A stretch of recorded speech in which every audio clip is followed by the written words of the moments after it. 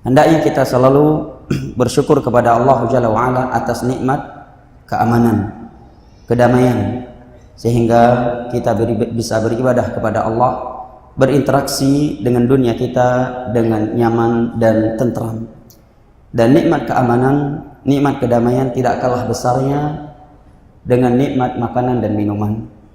Allah telah membaringkan nikmat keamanan dengan nikmat makanan dan minuman di dalam Al-Quranul Karim, di dalam sebuah surat yang saya kira setiap muslim menghafalnya, itu li ilafi Quraisy ilafim rihlata syita'i was-sayf.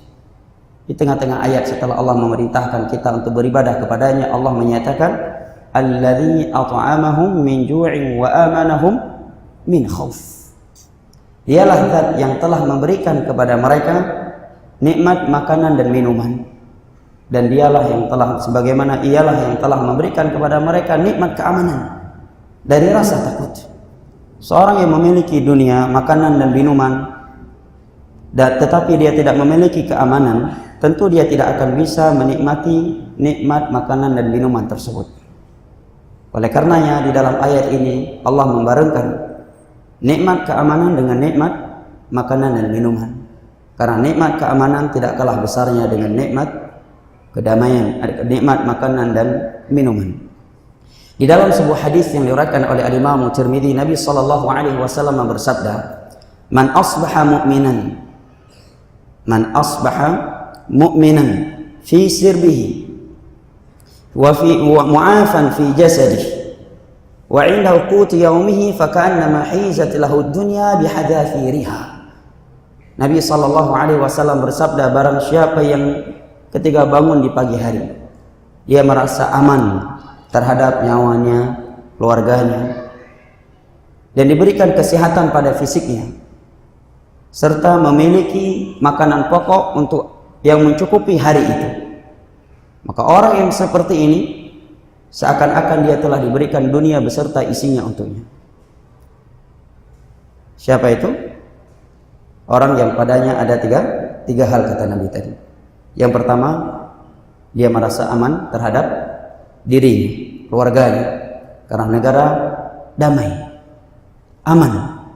Dia tidak mengkhawatirkan ada peluru nyasar ketika pergi ke masjid. Dia tidak khawatir terhadap peluru nyasar ketika pergi ke sawah.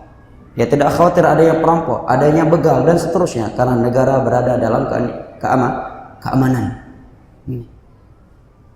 Yang kedua, kata Nabi SAW, diberikan nikmat kesehatan, sehat tubuhnya. Yang ketiga, kata Nabi SAW, dia memiliki kebutuhan untuk hari itu. Orang yang seperti ini, kata Nabi SAW, faka'annama hizat lahu dunya bihadafiriha, maka seakan-akan telah diberikan kepadanya dunia beserta isinya.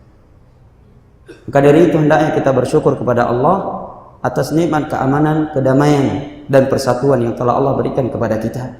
Dan Allah telah berfirman, wa idh ta'adzana rabbukum la in syakartum la azidannakum wa la in kafartum inna 'adzabi lasyadid. Dan ingatlah tatkala Rabbmu mengumumkan, apabila kalian bersyukur kepadaku atas sebuah nikmat yang telah aku berikan, niscaya aku akan tambahkan nikmat tersebut atau nikmat yang lain kepada kalian. Ini kaedah agar sebuah nikmat itu terjaga dan berkah, bersyukur kepada Allah. Rukun syukur ada 3, kata para ulama. Yang pertama, al-i'tiqadu at-ta'aruf bil qalb wal qawlu bil lisan wal 'amalu fil jawarih. Meyakini di dalam hatinya, dia berkeyakinan dalam hatinya bahwa wa ma bikum min ni'matin fa min Allah. Al-qawlu bil lisan, dia ucapkan dengan mulutnya alhamdulillah wa syukrulillah, sebagaimana firman Allah dalam surat Al-A'raf, fadhkuru ala Allahi la'allakum tuflihun. Sebut-sebutlah oleh kalian akan nikmat Allah yang telah Allah berikan kepada kalian agar kalian bahagia, agar kalian sukses.